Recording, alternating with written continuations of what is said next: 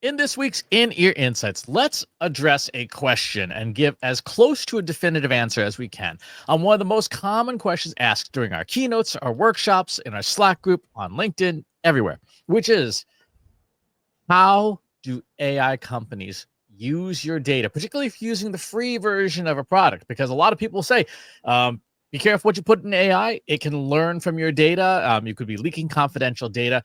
What's going on? So, Katie, before I launch into a tirade, which could take hours long, let me ask you, as someone who is the less technical of the two of us, what do you think happens when AI companies are using your data? Well, here's the bottom line for me. AI is any other piece of software that you have to read the terms and use and sign their agreement for. So, great examples, all the different social media platforms. And we've talked about this before. I often get a chuckle, probably, in a more sinister way than it should be, of people who will copy and paste this post of something along the lines of, I do not give Facebook permission to use my data. I do not give Facebook permission to, use my images. And it goes on and on and on. And it says copy and paste so that Facebook can't use your information. And bless their hearts, the fact that you're on the platform means that you have agreed to let them do so. If not, then you need to have read the terms and the terms of use that explicitly says, by signing up for this platform, you agree to let us use your information. Then it sort of lists out like what it's going to use, how it's going to use it, because legally they have to do that. When I was a product manager and we were converting our clinical trial outputs into commercial products, we had to spend a lot of time with the legal teams writing up those terms of use of, this is how we're going to use only marketing data. This is how we're going to use only, your registration form data. And so when I hear people kind of getting nervous about, well, is AI using my data? My first thought is, well, yeah, no kidding. It's a piece of software that you're putting information into. And if you didn't want that to happen, don't use it. It's literally like, this is why people build these pieces of software and then give them away for free to the public, hoping that people will put information into them. In the case of AI, it's to, train the models or, whatever the situation is. But at the end of the day, there is someone at that company sitting at a desk hoping you're going to give them information that they can do data mining on. That is the bottom line. I hate to be the one to break it to you. We at Trust Insights are very transparent. We have forms. We collect your data that goes into our CRM. Unless you opt out, you're going to get an email from us. Like, that is how business works. And so I guess it was my turn to go on a very long rant about this. But at the end of the day, yes, the answer is yes, period. These companies are using your data. It is on you to read the terms of use to see how. So, Chris, my friend, what's useful? What do we need to know about how these models are using data in the publicly available versions?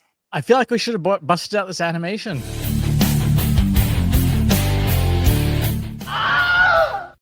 I mean, I don't know why it yells at the end like that, but yes, that was a ranty pants rant of, I don't know, I guess it's just like, I get frustrated. I get that there's an education component. I do. I totally understand that, like, new technology, there needs to be education. But at the end of the day, it's no different from any other piece of software that has terms of use that if you sign up with an email address, you're likely going to get all of their promotional emails. If you have to put in a password, then that means that you are probably creating some kind of a profile. They're going to use that information to create personas and different segments.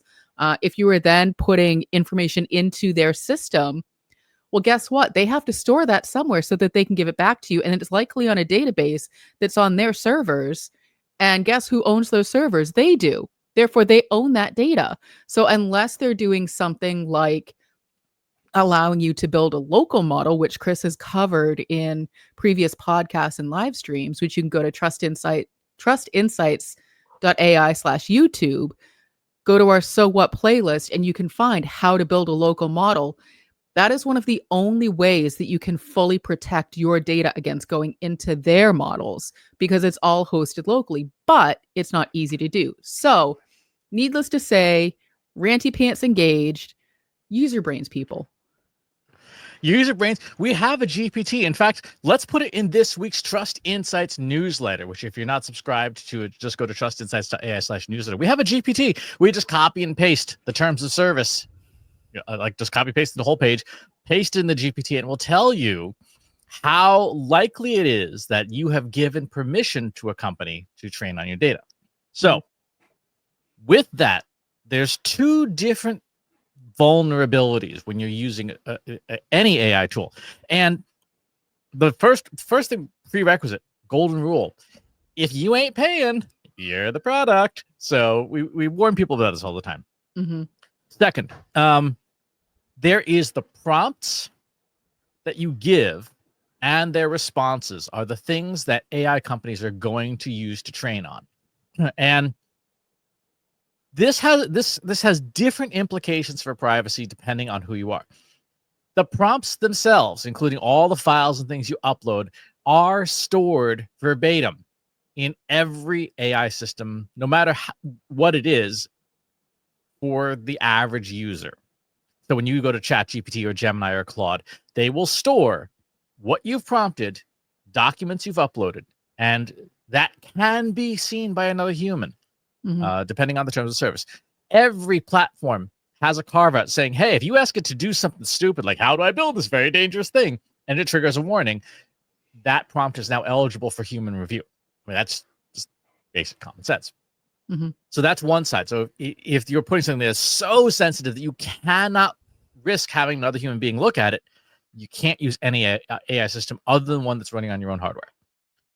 The second side, which is to the general public, is what happens with that data once it's been incorporated into model training, if you're using a tool that allows model training. And here's what this means. The verbatim documents and the verbatim prompts are not going to appear in like a GPT-5. What a company like OpenAI or Google or whoever will do is they will add those documents to their library and then train a model on the prompt and the response to say, did this user, when they prompted this thing, get a good response? If so, good. Let's then take that document, digest it down into the statistics that it makes up, and that gets incorporated into the rest of the model. The way I like to explain it to people in a non-technical fashion is, imagine you had a glass full of colored sand. It's like a little rainbow glass of colored sand. And you went out to the desert, like the main desert or whatever, and you just poured the glass out on the ground. That's the equivalent of putting a prompt into someone's trained data set. Now, can you go and scoop up some of the colored sand that was your sand out of the glass from the desert? Yes, you can. Is it in the order that it was in when you first had it in the glass? It is not.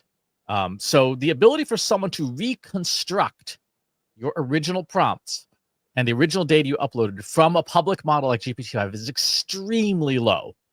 Extremely low. They would need to know what the original prompt was effectively to do that, which then if they know that, then you've got different privacy problems. But is your data in there? Yes. Can it be used against you by the general public? Almost certainly not. Can the originals be seen by an employee of OpenAI? Yes. And I think that's the key is, so you're saying, will the general public see it? No. But will a human see it? Yes. So if the answer is yes to any of those questions, that's the way that you need to proceed. I mean, we've talked about, protected health information and personally identifiable information and sensitive financial information. And, just go ahead and not put that information into a large language model. But there are systems built specifically to handle that data. And just like a large language model, there is a human on the other side of it seeing it. And so since we're on the topic of data privacy, I want to ask your opinion on systems like WhatsApp, because they tend to pride themselves, and they have their commercials, and everything you see on TV is clearly the truth. There's no lies there. They have their commercials saying that the data is fully encrypted in such a way that you can pass messages back and forth, and nobody on their team can see it. They can't understand what it is. So you could be saying totally heinous things. Like, that's sort of what they're implying. And nobody is going to call you out on it. How true do you think that is? Well, there's two different angles to this. One is the liability angle. If you make a commercial claim and then you violate that claim, you are liable for a very large lawsuit. And so Sure. on the one hand is the risk management side. On the other hand, as reported in Reuters last week, Meta has a very, very different set of ethics internally than the rest of us do for the most part. There's a whole big expose on what they consider acceptable use for their own language models. And some of the examples are quite disturbing. So I can't say without looking at the code base or seeing if they have been audited by a trustworthy external party, how trustworthy they actually are. There are other companies and applications, Signal comes to mind, that have done very rigorous third-party audits. There are other platforms that actually do the encryption in the hardware. Apple, for example, in its secure enclave in its iOS devices, and they have also submitted to third-party, auditing firms to audit. I don't know. So my first stop would be, has WhatsApp been audited by a trusted, impartial third party? So I think, but you're hitting on something important that brings us back to the point of the podcast, which is, how much are these open models using my data? And the thing that you said that strikes me is, Meta, for example, who, they have an AI model. Their view on what's ethical and what's trustworthy is subjective. It's not something that, I would necessarily agree with, that you would necessarily agree with. And that's true of any software company, because once again, at the end of the day, the software is built by humans making human judgments. And what I see as something that should be protected in private is not necessarily what the makers of this model sees as what should be protected in private, because it doesn't serve their agenda. We have different agendas. My agenda, get some quick answers and don't dig too deep into my personal life. Like, you stay out of it. And they're like, no, we're going to dig deeper because it's going to help us give you more tailored and personalized answers. So we have different agendas. That's just a very simple example. It's a simple example, but it's a very clear example, because it goes back to aligning incentives. What are the incentives that they're offering in exchange for your data? What do you get? And then what is the economic benefit to each? A company, OpenAI, Anthropic, Meta, they all have economic incentives. And part of responsible use of AI for us as end users to figure out what are they incentivizing, and then is that something that is frankly fair, right? Are you willing to trade off all of your medical privacy for slightly better ads? I think most people say probably no. Right. That sounds like a good deal to us. Would you trade your private medical data for better medical diagnosis? Maybe. So if we don't know what the incentives are, that's our first stop, is to figure out is any company doing with its technology, and what are their incentives. It's the old-fashioned thing we used to do with politicians back when we cared about ethics. To follow the money. What is this politician getting paid? Who's lobbying them? What outcomes are they likely to generate based on who they're getting money from? We have to ask the same thing of our AI systems. Well, okay, so, and I know the answer to this question, but I'm curious to hear your ranty perspective on it. How much can someone claim, I didn't know it was using my data, and, call up, for lack of a better term, call up the company and say, hey, I put my data in there and you used it for something else. What the heck? I didn't know that you were going to do that. How much water does that hold? About the same as that Facebook warning a copy and paste. That's what I thought you were going to say. But I think that it's important to talk about it because, again, with any new technology, there is a learning curve of what you can and can't do safely. You can do whatever you want with it. You just have to be able to understand what the consequences are of doing whatever you want with it. So if you want to, tell someone on your team, hey, we need to put together some financial forecasting. Can you go ahead and get that done? Here's our P&L. Here's our marketing strategy for the year. Here's our business goals.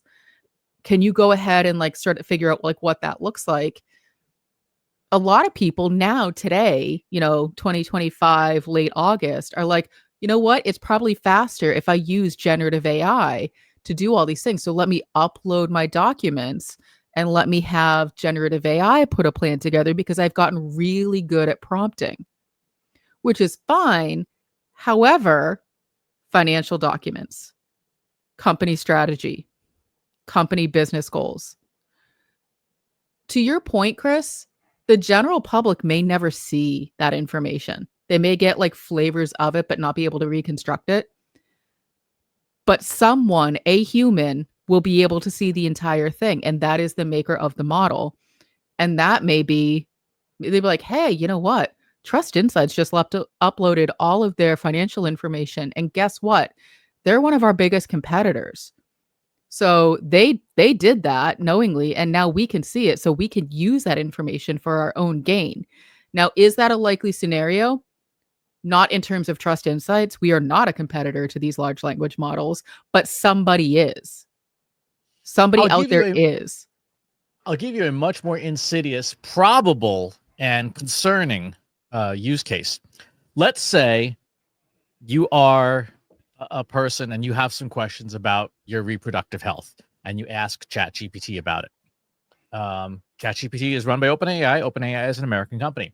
Let's say an official from the US government says, I want a list of users who have had conversations about reproductive health, and the Department of Justice issues this as a warranted request. OpenAI is required by law to comply with the federal government. They don't get a choice. So the question then becomes, could that information be handed to the US government? The answer is yes. Right? The answer is yes. So even in, say, if you look at any terms of service, all of them have carve-outs saying we will comply with law enforcement requests. They have to, right? They have to. And so if you're doing something even at a personal level that's sensitive, that you would not want, say, a government official in the Department of Justice to read, don't put in these systems because they do not have protections against lawful government requests. Whether or not the government's any good, they still must comply with the regulatory and legal system that those companies operate in. For things like that, you must use a locally hosted model where you can unplug the internet and that data never leaves your machine. I'm in the midst of working on a med tech application right now where it's like, how do I build this thing so that it is completely self-contained? Has a local model, it has a local interface, has a local encrypted database, and you can unplug the Wi-Fi, pull out the network cables, sit in a concrete room, in the corner of your basement in your bomb shelter, and it will still function. That's the standard that if you are thinking about data privacy, you need to have for sensitive information, and that begins with regulatory stuff. So think about all the regulations you have to obey, adhere to: HIPAA, FERPA, ISO 27001, all these things that if you're working on an application in a specific domain, you have to say, as you're using these tools, is this tool compliant? You will note most of the AI tools do not say they are HIPAA compliant or FERPA compliant or FFIEC compliant because they're not. So, and I feel like perhaps there's going to be a part 2 to this conversation because I'm about to ask a really big question. So almost everyone, not everyone, but almost everyone has some kind of smart device near them, whether it's a phone or a speaker, or if they go into a public place where there's a security system or something along those lines. A lot of those devices, depending on the manufacturer, have some kind of AI model built in. So if you look at iOS, which is made by Apple, if you look at who runs and controls Apple and who gives away 24 karat gold gifts to certain people, you might not want to trust your data in the hands of those kinds of folks. Just, as a really hypothetical example. So, we're talking about these large language models as if we're only talking about like the desktop versions that like we open up ChatGPT and we start typing in and we start giving it information or don't. But what we have to also be aware of is if you have a smartphone, which a lot of us do, that, even if you disable listening, guess what? It's still listening. This is a conversation I have with my husband a lot because his tinfoil hat is bigger than mine. We both have them, but his is a little bit thicker. And we have some smart speakers in the house, and we're at the point, and I know a lot of consumers are at the point of like, I didn't even say anything out loud. I was just thinking about the product and it showed up as an ad in my, Instagram feed or whatever. The amount of data that you don't realize you're giving away for free is, for lack of a better term, disgusting.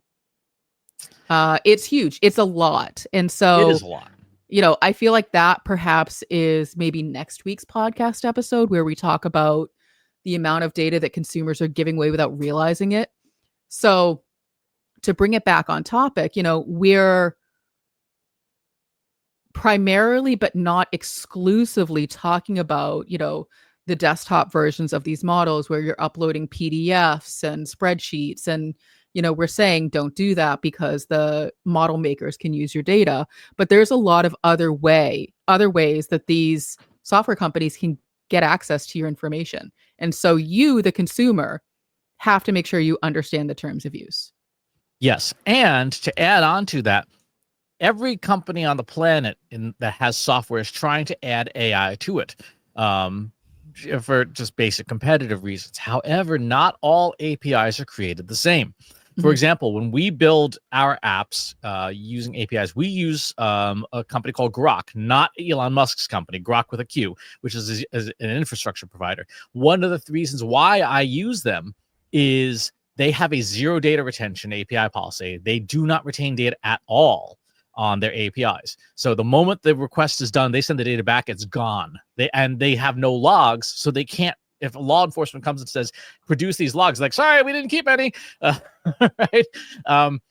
That's a big consideration. If you're using, any software, any app on your phone, any app on your desktop and things, and they've got AI baked into it, part of your due diligence has to be whose APIs you're using and what are your data retention policies on those APIs. Because if you're using HubSpot or Salesforce or whoever and you're using their built-in AI and you're giving them data, what is the data retention policy? Not just for the vendor, but the vendor's vendors, right? So there's a lot of due diligence you have to use. The bottom line for the consumer is this. There's no such thing as free, right? If you're not paying, you are the product. This is especially true for companies. If you as a company are not paying for tools for your employees, they're using them anyway. And they're using the free ones, which means your data is just leaking out all over the place. The two vulnerability points are the AI company is keeping your prompts and documents. Period. End of story. It's unlikely to show up in the public models, but someone could look at that. And there is zero companies that have an exemption to lawful requests by a government agency to produce data upon request. So those are like the big headlines. Yeah. I mean, our goal is not to make you, the listener or the viewer, paranoid. We really just want to make sure you understand what you're dealing with when using these tools. I mean, and the same is true, we're talking specifically about generative AI, but the same is true of any software tool that you use. So take generative AI out of it and just think about just general software.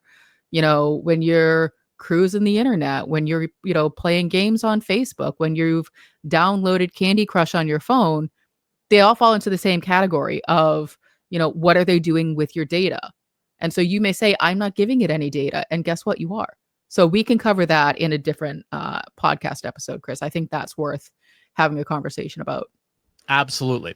If you've got some thoughts about AI and data privacy and you want to share them, pop by our free Slack group. Go to trustinsights.ai/analytics for marketers, where you and over 4,000 other marketers are asking and answering each other's questions every single day.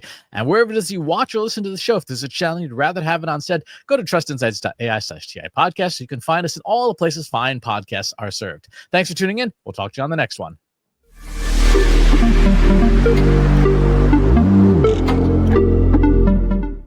Want to know more about Trust Insights?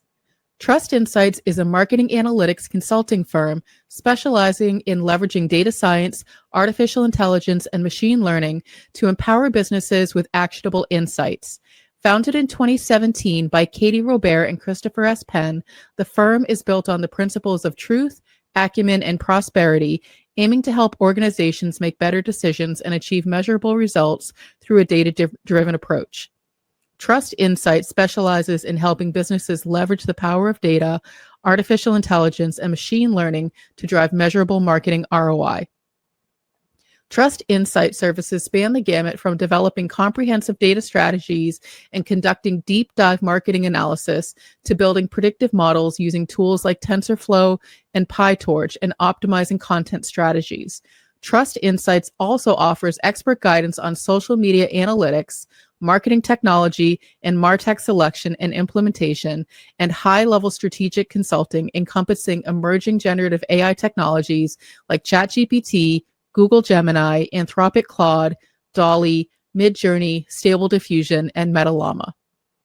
Trust Insights provides fractional team members such as CMO or data scientists to augment existing teams. Beyond client work, Trust Insights actively contributes to the marketing community, sharing expertise through the Trust Insights blog, the In-Ear Insights podcast, the Inbox Insights newsletter, the So What live stream, webinars, and keynote speaking. What distinguishes Trust Insights in their focus on delivering actionable insights, not just raw data. Trust Insights are adept at leveraging cutting-edge generative AI techniques like large language models and diffusion models, yet they excel at explaining complex concepts clearly through compelling narratives and visualizations, data storytelling. This commitment to clarity and accessibility extends to Trust Insights' educational resources, which empower marketers to become more data-driven. Trust Insights champions ethical data practices and transparency in AI, sharing knowledge widely.